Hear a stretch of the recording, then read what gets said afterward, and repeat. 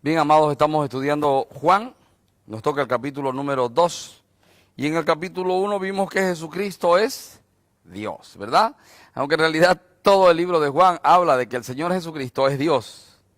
Pero una manera de entender que Jesucristo es Dios, mostrado a través de Juan, del Evangelio de Juan, o del Evangelio de Cristo, escrito por Juan, que sería la manera correcta de decirlo, es entender los nombres del Señor.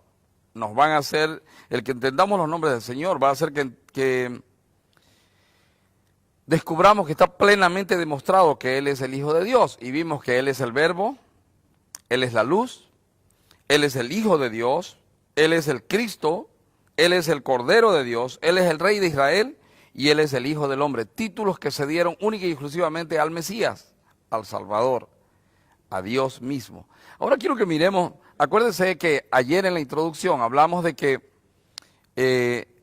cada milagro que el Señor, que Juan muestra que el Señor hizo, muestra una etapa o un paso de la salvación. Y quiero que miremos esto ahorita. Dice: al tercer día se hicieron unas bodas en Caná de Galilea y estaba allí la madre de Jesús. Y fueron también invitados a las bodas Jesús y sus discípulos.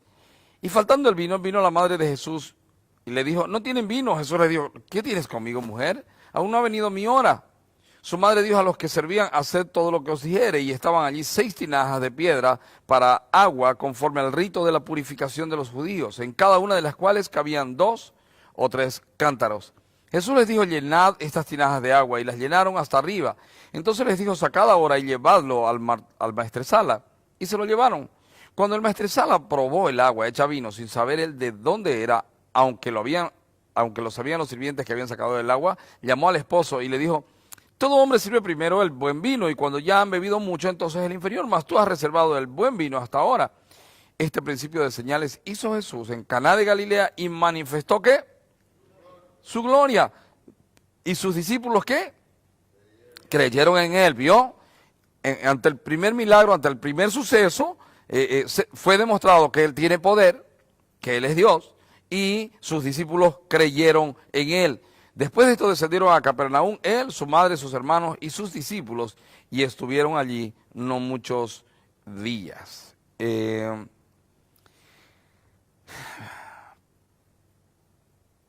Piensen en esto. Se le podría dar un doble enfoque a esto, si usted quiere. Primero,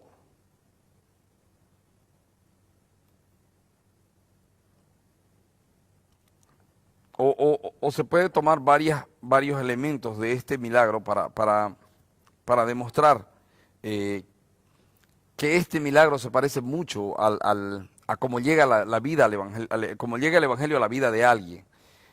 Cómo se salva un pecador. Fíjese que, primero, Señor, tienen sed y no tienen qué tomar. ¿No es el mundo una multitud sedienta? ¿No es el mundo una multitud ansiosa? ¿No es que el mundo corre de aquí para allá buscando algo que les sacie y no hay que les sacie la sed que tienen?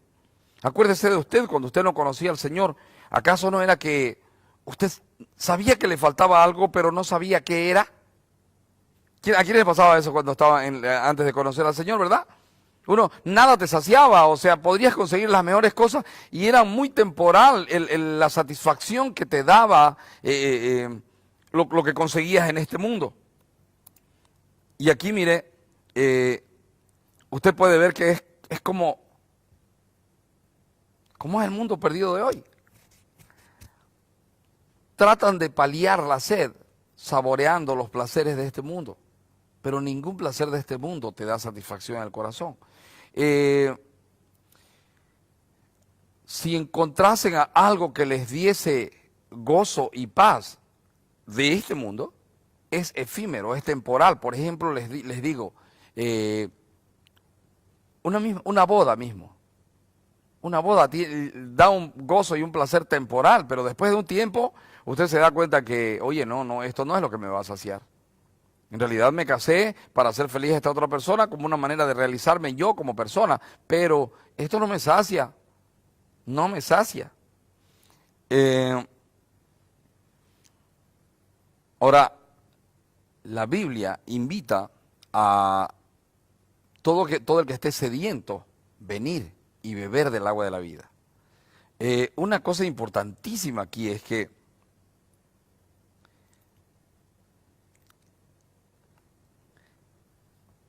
era agua. Jesús les dijo, llenad estas tinajas de agua, y las llenaron hasta arriba. Para poder llenar algo tiene que estar vacío. Esas tinajas representan tu vida y la mía antes de Cristo, ¿verdad? Entonces tu vida y la mía. Ahora, fíjense, el agua, cuando el agua entra en la tinaja, el agua se convierte en vino. Del mismo modo, ustedes y yo escudriñamos la palabra, y la palabra es como agua. Pero es agua que lava, usted sabe.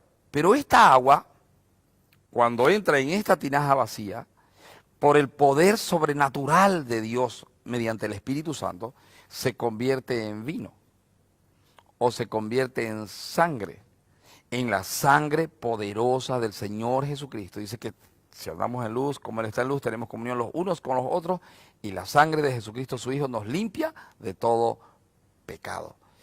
Ellos echaron el agua, era agua, pero el toque del Señor, la obra del Señor, el poder del Señor, hace que esas aguas se conviertan en vino. Pasa un tiempo y el Señor dice, beban todos de esta copa, que es el nuevo pacto en mi sangre. ¿Se acuerdan cuando le metieron la lanza por el costado? ¿Qué salió de ahí? Agua mezclada con sangre, ¿verdad? Entonces, hermanos, vamos a poner aquí.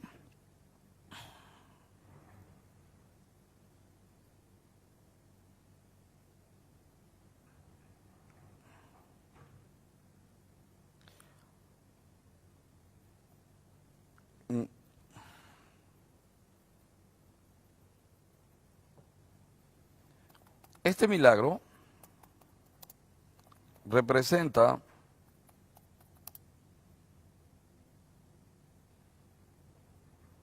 la obra del Evangelio en la vida de los hombres. Dice la Biblia, así es pues que la fe viene por el oír, y el oír por la palabra de Dios. Ya vosotros estáis limpios por la palabra que os he hablado. ¿Se acuerdan? Entonces voy a poner aquí 1 hasta el 12. Primera cosa,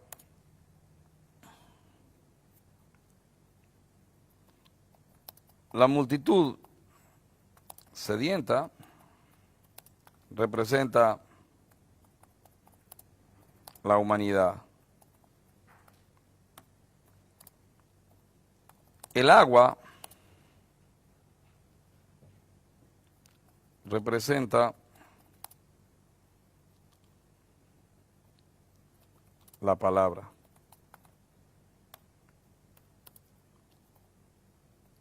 Las tinajas representan los corazones de los hombres.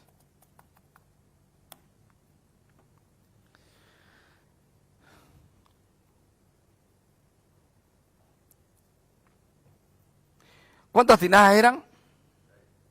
6. ¿Usted sabe que 6 es el número que caracteriza al hombre? 6, 6, 6, el número de la bestia, ¿se acuerdan?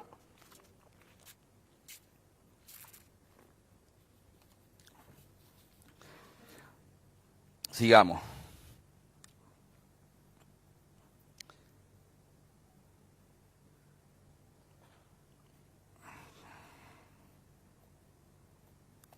La presencia de Jesús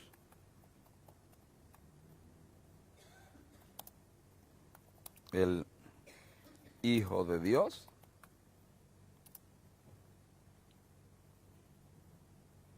opera el milagro de la salvación. Puedo tener la palabra, puedo tener el corazón vacío, puedo tener sed. Pero si Jesús no obra en mi vida, si Jesús no está presente en mi vida, no hay salvación. Voy a seguir siendo un insaciado, voy a seguir siendo alguien insatisfecho.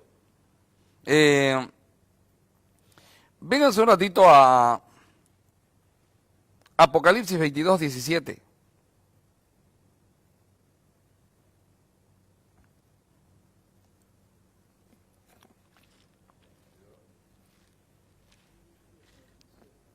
Apocalipsis 22, 17. Está en el epílogo de Apocalipsis y mire cómo dice la palabra. Sí, 22, 17. Y el espíritu y la esposa dicen, ven. Y el que oye diga, y el que tiene sed, venga. Y el que quiera, tome del agua de la vida, ¿cómo? Gratuitamente, aleluya.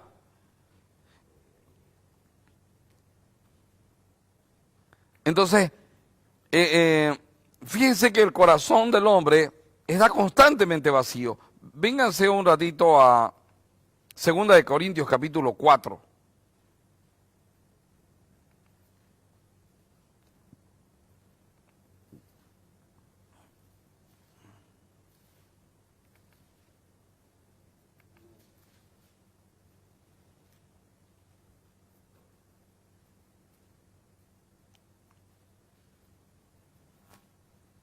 Versículo 7.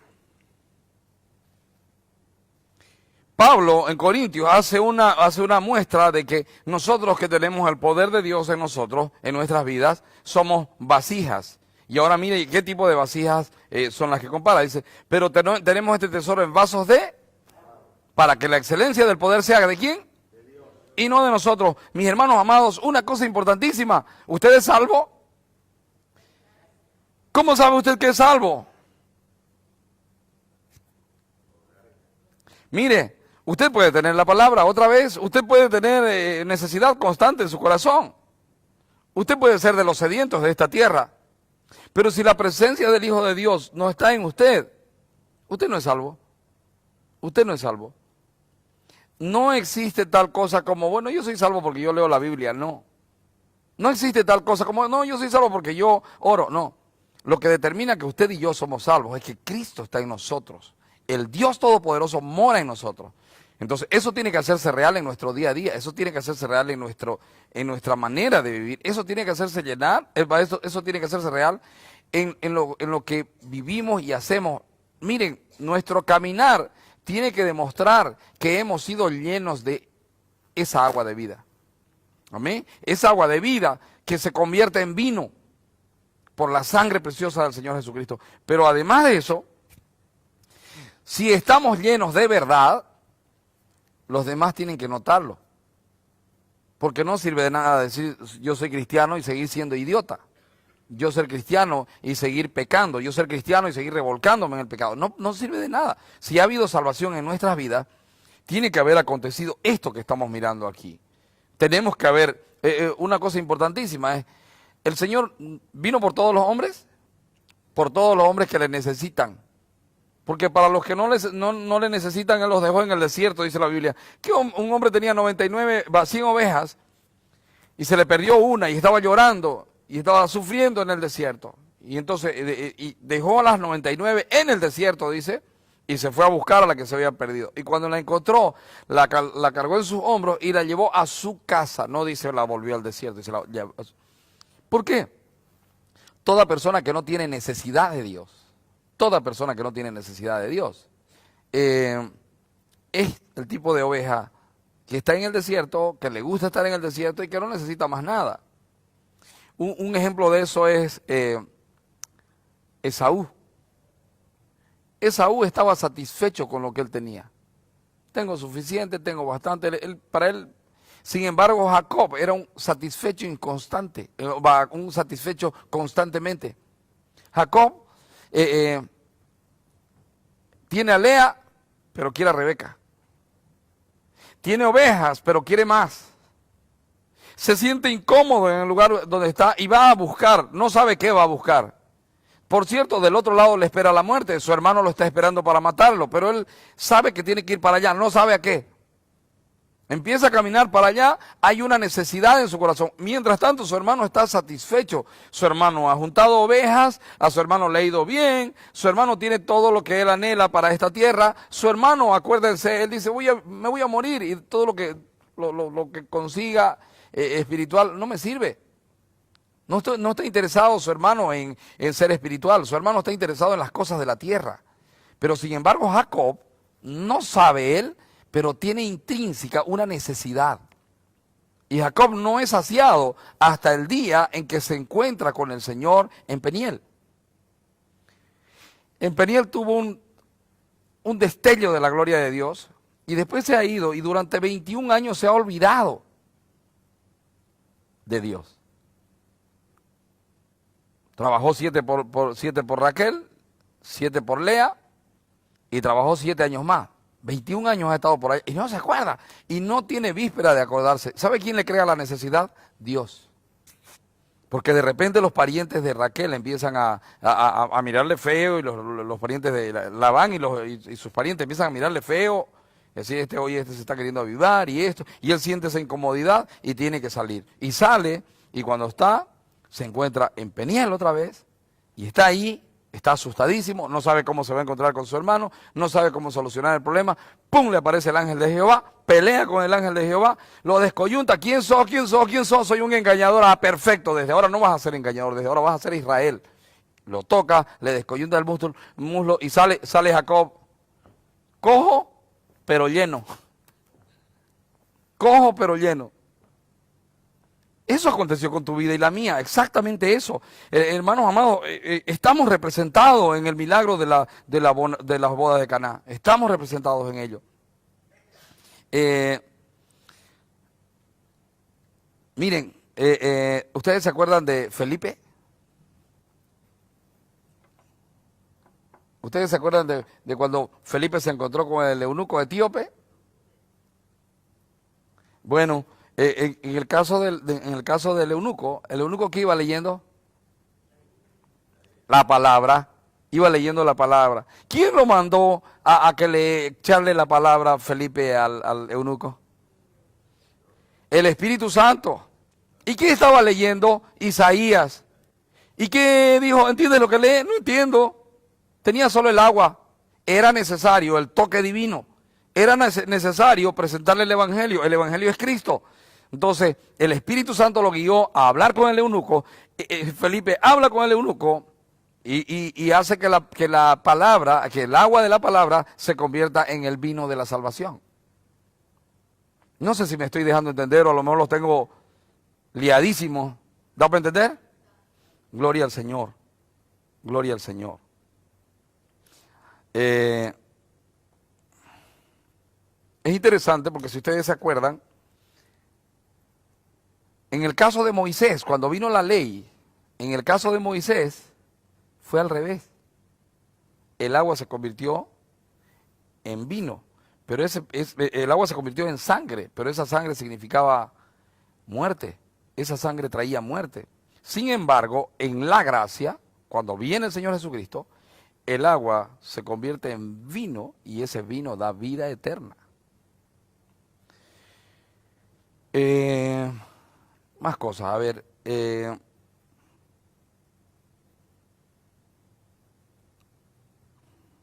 También acuérdese que usa Pablo, cuando escribe a los Efesios, usa el vino como un símbolo del Espíritu Santo. No se embriaguen con vino, en el vino hay disolución. Antes sean llenos del Espíritu Santo. ¿Se acuerdan de eso? Ahora, no se puede tener al Espíritu Santo sin tener al Señor Jesucristo. ¿Está aquí? El Espíritu Santo llena a alguien cuando Cristo entra en la vida de ese alguien. Y cuando usted tiene al Hijo, tiene al Espíritu Santo. Y cuando tiene al Espíritu Santo y al Hijo, tiene al Padre. Y toda la plenitud de Dios está en usted. En usted habita corporalmente toda la plenitud de Dios. En su cuerpo está toda. O lo hago pregunta. ¿Habita? Si eso es real, tiene que notarse que el agua salvífica entró en usted y se convirtió en vino. Si eso es real, tiene que notarse que usted es una persona llena del Espíritu Santo. Si eso es real, tiene que ser notorio que usted, que antes estaba en tiniebla, ahora está en luz. Tiene que ser notorio, mis amados. ¿Qué más? Sigamos. Dice,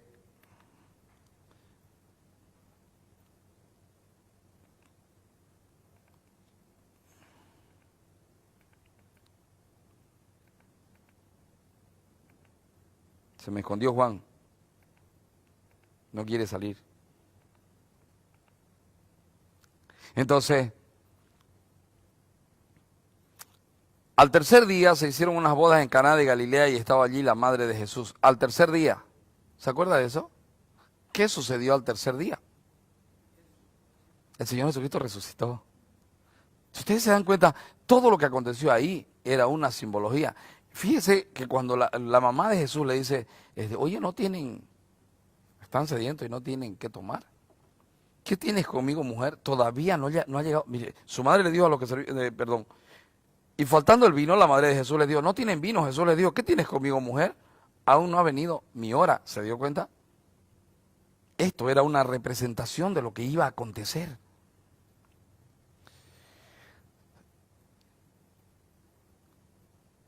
Sigamos. Dice, versículo 13.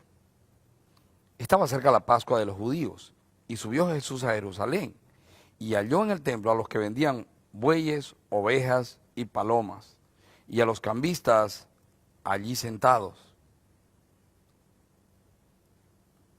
Y haciendo un azote de cuerdas, echó fuera del templo a todos, y las ovejas y los bueyes, y esparció las monedas de los cambistas, y volcó las mesas.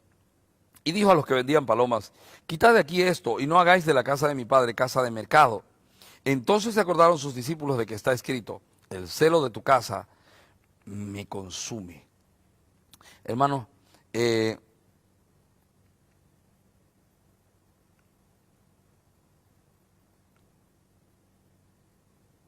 una cosa importantísima que se me saltó es que María, en esto del punto 1 antes de pasar al punto 2, María dijo algo interesante. Haced todo lo que Él os diga. Y eso también es una lección importante para usted y para mí, una lección de vida. No existe manera de hacer las cosas sin oír lo que Él nos diga y sin hacer lo que Él nos mande hacer. Nosotros necesitamos depender del Señor Jesucristo porque Él es Dios. La manera como Él nos revela lo que quiere que hagamos es a través del Espíritu Santo. Él os dirá todas las cosas. Amén. Y acuérdense, Él y el Padre son uno, Él y el Espíritu Santo son uno. Entonces, los tres trabajan de manera mancomunada. Ahora, haced lo que os dijere. Ahora, si usted se pone a pensar, a ver, que usted sea un copero y que usted llega a una fiesta, se acabó la bebida y viene un tipo y le dice, un tipo que usted no conoce, y le dice echarle agua a este asunto. Y encima aparece una mujer que le dice, oye, hagan lo que él les dice. ¿Usted qué va a pensar? Estos ya están borrachos. ¿Cómo vamos a repartir agua? ¿Cómo vamos a repartir agua? ¿Cómo vamos a decir que llenen agua? Yo me imagino, más de uno ha tenido que murmurar. Y alguno ha tenido que decir que perdemos, oye, vamos a echar. Ya debe echar. Hermanos amados, lo que hacemos para el Señor muchas veces suena loco para otra gente. Nuestra vida en Cristo para los otros es locura. Pero hombre, ¿qué sentido tiene lo que hacen esto? Son una tropa de amargados, ¿o no? Pero si nosotros queremos ver salvación, nosotros sabemos que debemos caminar en obediencia. Honra y obediencia es lo que marca la vida de un creyente. Honra y obediencia.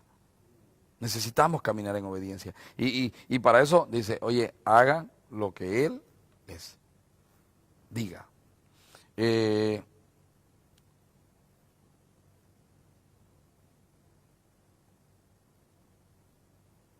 Otro asunto es, ¿quiénes sabían de dónde provenía el vino? ¿Los invitados o los coperos?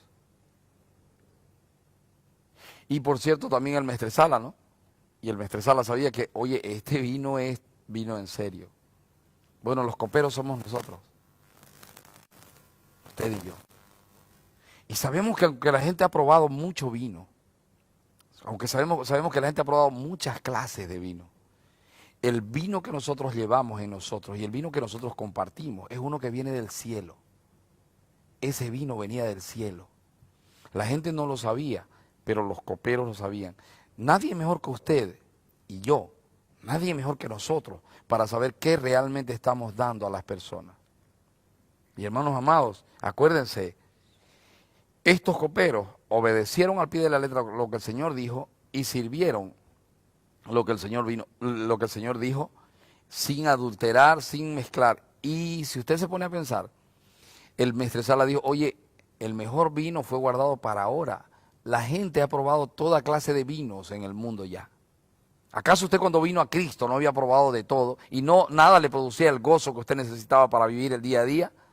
Había experimentado, como Salomón, había experimentado de todo. ¿Pero de qué servía? No trae consuelo al corazón, no trae paz, no trae gozo, no trae seguridad. Pero de repente prueba este precioso vino del Evangelio. Y cuando usted acuerda, usted está satisfecho aunque no tiene nada, porque sabe que aunque no tenga nada, en Cristo lo tiene todo. ¿Verdad? En Cristo lo tiene todo. Entonces, mis amados, qué preciosas lecciones podemos sacar de aquí, ¿verdad? Toda oportunidad es buena a fin de servir a nuestro Señor. Ahora, dice, estaba cerca de la Pascua de los judíos y subió Jesús a Jerusalén y halló en el templo a los que vendían bueyes, ovejas y palomas y a los cambistas allí sentados. Y haciendo un azote de cuerdas echó fuera del templo a todos y las ovejas y los bueyes y esparció las monedas de los cambistas y volcó las mesas. Hermanos amados, esto también tiene una lección práctica para usted y para mí. Voy a poner aquí la presencia del Hijo de Dios ordena la casa. Yo quiero que usted piense en esto. No había manera de ordenar la casa. No había poder humano que hubiera podido ordenar la casa. ¿Sabe por qué? Piense en esto. ¿Quiénes provocaban el desorden en la casa?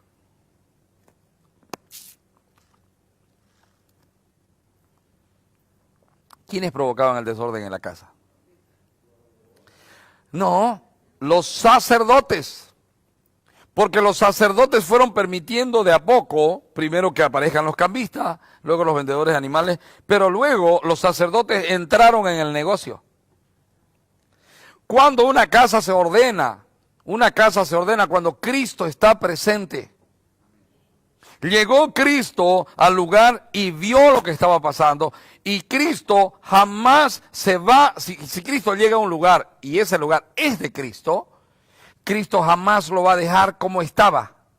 Cristo con toda seguridad lo va a ordenar. Pasa lo mismo con nuestra vida. Si Cristo está en nuestra vida, Cristo ha puesto en orden todos nuestros asuntos. O mejor, Cristo ha puesto en orden todos los asuntos de Él en nosotros. Antes mi prioridad era yo y mi casa estaba desordenada. Porque por causa de mi egoísmo, yo vivía como me daba la gana y los demás no me importaban. Lo último que me importaba era Dios. Pero un día vino Dios a mi vida y destruyó todo lo que yo tenía. Y me mostró que todo lo que yo tenía era un desorden. No es ordenado que una persona esté con varias personas al mismo tiempo, teniendo relaciones. No es ordenado. No es ordenado que una persona piense solo en sí mismo. No es ordenado, es desordenado. No es ordenado que una persona solo se ame a sí misma. ¿Y quién era el encargado de ese asunto? Era yo mismo. Pero cuando vino Él, que es el Señor mío, aunque yo no lo sabía, Vino mi señor y ordenó la casa. Y quiero decirle, hizo un azote. Y en las cosas que he sido duro, he recibido azote. Pero el Señor ordenó la casa. Yo sé que ustedes no han recibido azote porque ustedes son súper obedientes, pero en mi caso fue así, hermanos amados. Y haciendo un azote de cuerdas, echó fuera del templo a todos y las ovejas y los bueyes y esparció las monedas de los cambistas y volcó las mesas. Y dijo a los que vendían palomas, quitad de aquí esto, ¿no? Y no hagáis de la casa de mi padre casa de mercado. Usted y yo no nos mezclamos con este mundo. Porque en el momento que nos mezclamos con este mundo, la casa se hace mercado. Entonces, versículo 17, se acordaron sus discípulos que está escrito, el celo de tu casa me consume. Voy a poner aquí, no había manera de que ningún hombre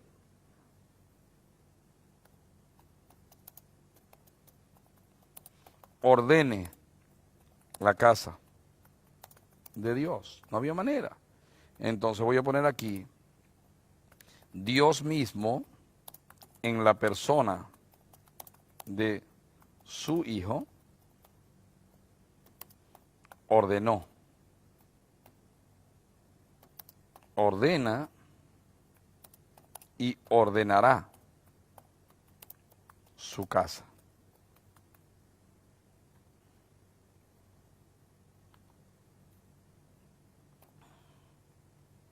Él es Dios.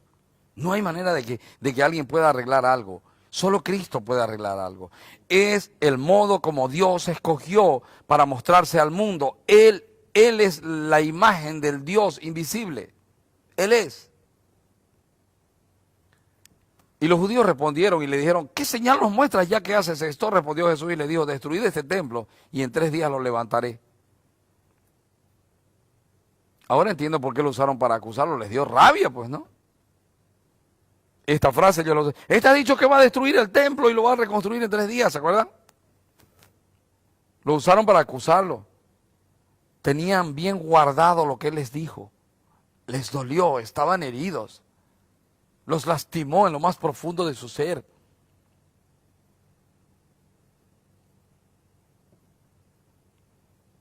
Dijeron los judíos, en 46 años fue edificado este templo y tú en 3 días lo levantarás. Ahora mire la aclaratoria, mas él hablaba del templo de su cuerpo. Voy a ordenar la casa. Hizo un azote, dice, haciendo un azote de cuerdas. Ese azote lo estaba preparando para él mismo. Porque él en él mismo castigó el pecado de la humanidad. Tu pecado y el mío, para ordenar nuestras vidas, lo pagó él. No pagamos nada nosotros. No pagamos nada nosotros. Él se autoflageló por ti y por mí. Siendo Dios, no estimó el ser igual a Dios como cosa que aferrarse, sino que se despojó por amor a ti y a mí y recibió azote y fue a la cruz del Calvario. Solo para ordenar la casa. Dijeron luego los judíos, versículo 21, mas él hablaba del templo de su cuerpo. Por tanto, cuando resucitó de entre los muertos, sus discípulos se acordaron que había dicho esto y creyeron la escritura y la palabra que Jesús había dicho. Versículo 23. Estando en Jerusalén, en la fiesta de la Pascua, muchos creyeron en su nombre, viendo las señales que hacía. Pero Jesús mismo no se fiaba de ellos porque conocía a todos y no tenía necesidad de que nadie le diese testimonio del hombre, pues él sabía lo que había en el hombre. Tercer punto. Solo Dios conoce,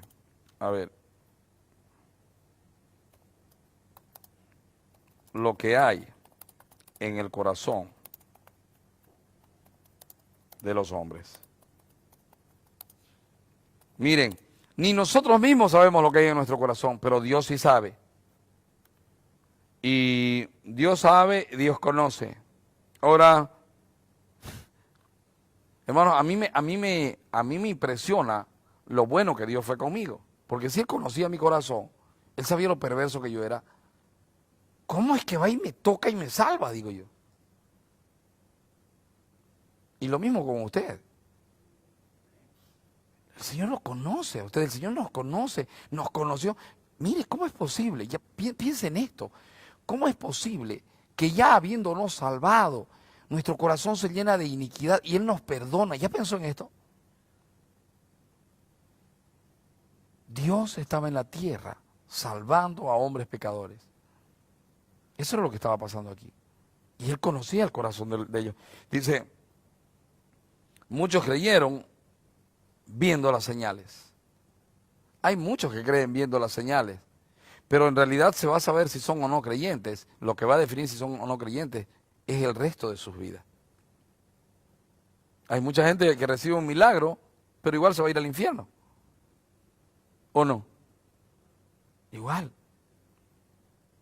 Pero Jesús mismo no se fiaba de ellos porque conocía a todos y no tenía necesidad de que nadie le diese testimonio del hombre, pues Él sabía lo que había en el hombre. Ahora piensen esto, está la multitud, Él conoce a todos. Y Él mira a Pedro, que lo va a negar, almático Pedro, acelerado Pedro, y lo llama a Pedro. Mira a Juan Boanerges, que se mueran los samaritanos. Él sabe que es la actitud de Juan, y lo llama a Juan. Mira a Judas, y Él sabe que Judas lo va a traicionar. Y llama a Judas, y a Felipe, y a Bartolomé, y a todos los discípulos. ¿Ya pensó?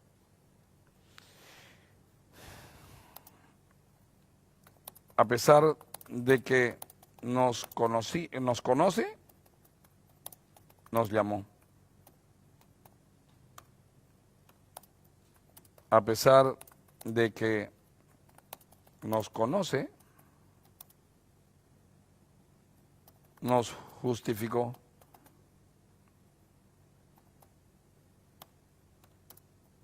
A pesar de que nos conoce, se glorifica en nosotros.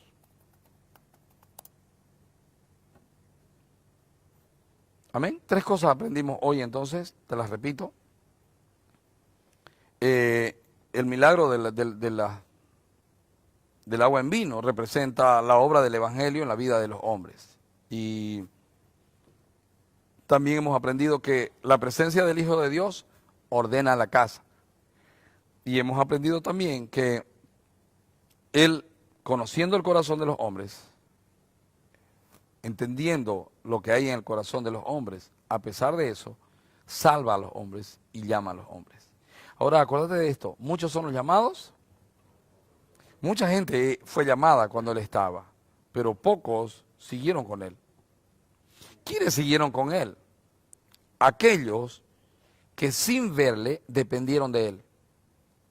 Aquellos que dejaron de verlo, pero perseveraron en obedecerle. Miren esto. 12,000 por un lado, 9,000 por otro de los milagros de panes y peces.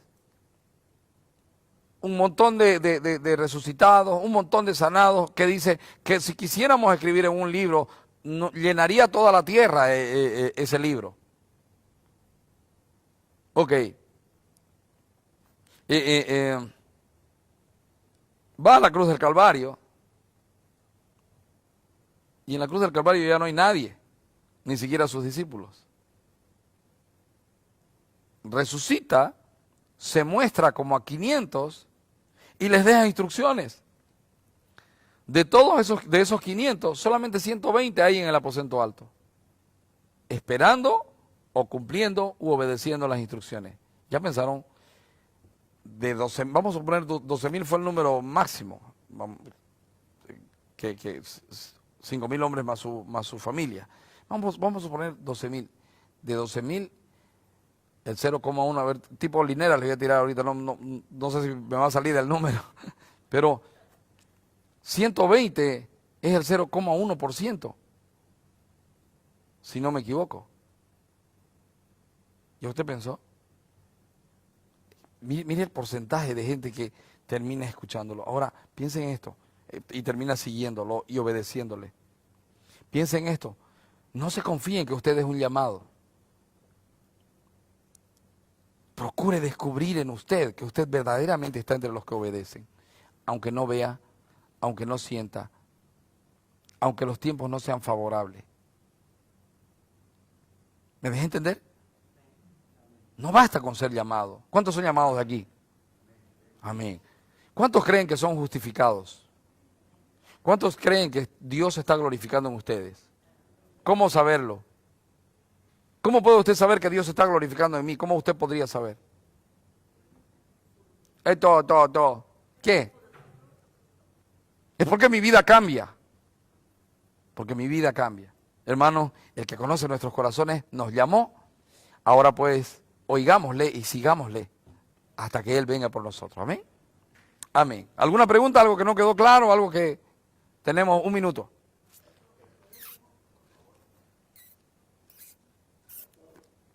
Pregunte mi hermano Paul. Perdón, es que levantó la mano el hermano Paul.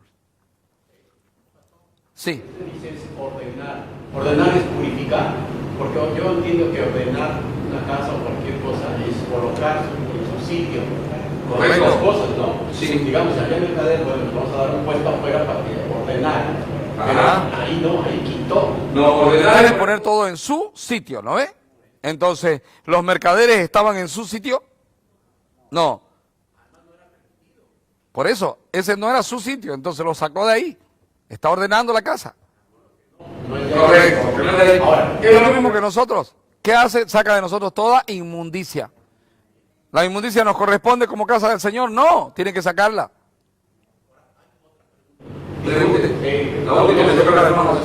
Conoce a todos, pero no se fía de ellos, porque conoce su corazón, conoce y conoce al hombre, ¿no?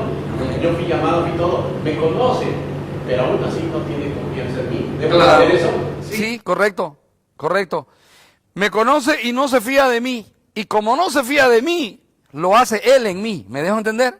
Él es el que produce en nosotros el querer como el hacer por su buena voluntad. Entonces, Él me conoce, no confía en mí. Sabe que soy un hombre propenso a equivocarme,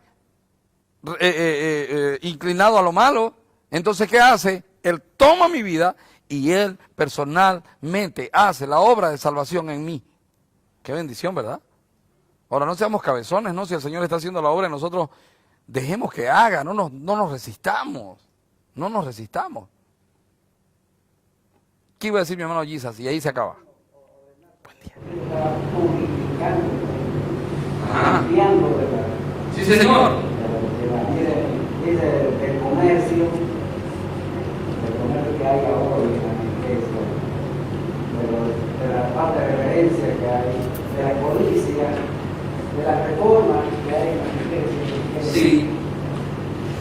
Sí, lo podría aplicar de ese modo también, y es una muy buena manera de aplicarlo, el que hoy en día se hace comercio en las iglesias, que se hace negocios, que se hace infinidad de cosas que no son correctas. Pero otra vez, es lo que yo les decía antes, una iglesia se va a ordenar, se empieza a ordenar una iglesia cuando el Señor saca de mi corazón la inmundicia. Cuando el Señor saca de mi corazón las prácticas que no son de Él. La práctica comercial no era una práctica de Él, no era una práctica de su casa. No sé si me capta la idea. Entonces, ¿qué hizo Él? Ordenó su casa. ¿Cómo ordenó su casa? Sacando la mugre. Lo mismo hace con usted y conmigo. Para hacernos el templo del Espíritu Santo, nosotros somos limpiados por la sangre preciosa del Señor Jesucristo. Su sangre nos redime, su sangre nos lava, su sangre nos limpia. Y entonces somos aceptos delante del Padre. Y entonces el Espíritu mora en nosotros. Y entonces el Hijo mora en nosotros. Y como el Hijo y el Espíritu moran en nosotros, también el Padre mora en nosotros. Porque el Padre, el Hijo y el Espíritu Santo son uno. Uno solo. Sí, Señor. Pero no podríamos arrepentirnos si Él no está en nosotros. Un hombre que no tiene a Cristo no se arrepiente. Él se mira y dice, yo estoy mejor que un montón de otros hombres.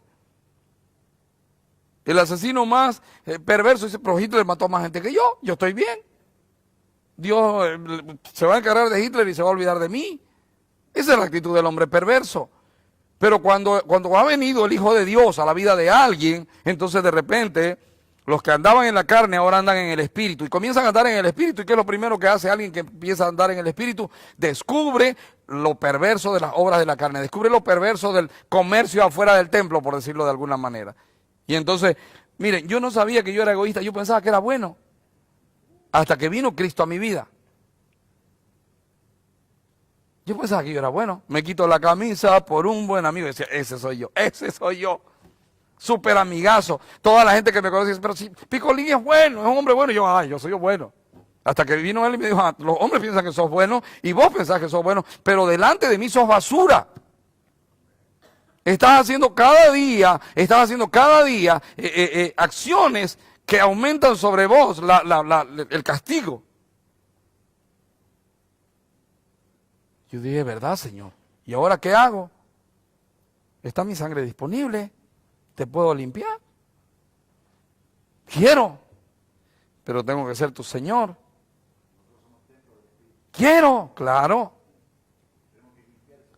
Y entonces no limpió. No, el Espíritu limpia ese templo. Lo único que tenemos que hacer nosotros es dejar que Él haga. Cuando Él viene y dice, Jesús, va que está mal tu manera de hablar. Yo tengo que escuchar el Espíritu Santo y tengo que sacar eso de ahí. Porque si de verdad soy templo de Él, vendrá y lo sacará con fuerza. Usará el azote. Pero Él ha sido tan maravilloso con nosotros, hermanos, que no solo murió y nos dio vida eterna, sino que clamó al Padre para que el Padre mande el Espíritu Santo. Y el Espíritu Santo es tan maravilloso, bendito Espíritu Santo, siendo Dios. No escatimó al ser igual a Dios y se vino a la tierra para convencernos de pecado, de justicia y de juicio y para revelar al Hijo en nosotros. Qué obra hermosa la obra de la salvación. Entonces, no hay duda, el Señor Jesucristo es Dios. Amén. Voy a poner aquí. Jesús es salvación y orden. Y pureza vamos a poner para los que decían, no, es purificación, no es orden, ahí ya está, ya, pureza. Amén. ¿Oramos? Señor, toma nuestra vida, Señor. De verdad que es fácil decir soy cristiano, de verdad que es fácil decir yo te conozco, es muy fácil creernos buenos, Señor, es muy fácil compararnos con cualquier persona de este mundo y nos sentiremos mejores por alguna cosa que tengamos diferente a esa persona. Pero cuando venimos delante de ti nos damos cuenta qué tan vacíos estamos y qué tanta necesidad hay en nuestro corazón de ti. Y Señor, cuando venimos a ti, nuestras vidas son llenadas por tu presencia a través de tu palabra. Y tú haces el precioso milagro de salvar nuestras vidas. Y a tinajas que eran sedientas, a tinajas que eran vacías, las haces llenas de un vino salvífico que hace que los hombres descubran que no hay nada mejor que eso, que no se compara a nada que hayan probado antes, Señor. Dios mío, haz que esto se haga real en nosotros. Haz que no seamos gente que cree ser salva, haz que seamos salvos de verdad, Señor. Purifica nuestros corazones, Señor. Tú eres el que ordena las vidas. Tú eres el que limpia tu templo. Tú eres el que ordena tu casa. Ordénanos, Señor. Ordena mi corazón, Señor. Me presento delante de ti. Todavía hay demasiadas cosas por sacar de este corazón perverso. Límpialo, saca todo lo que tengas que sacar. No importa el precio que sea, Señor. Pero no permitas que vivamos engañados, creyendo ser algo que no somos. Dios eterno, viniste y te hiciste hombre y moriste por nosotros. Dios eterno, permite que nuestros corazones entiendan esta verdad y vivan esta verdad. Y que dejemos de resistirnos a tu obra y que dejemos de resistirnos a tu palabra y comencemos a caminar en espíritu y en verdad. Señor, te lo pido en el nombre del Señor Jesucristo y te quiero suplicar también por Olga Cabral. Quiero suplicarte, Señor, por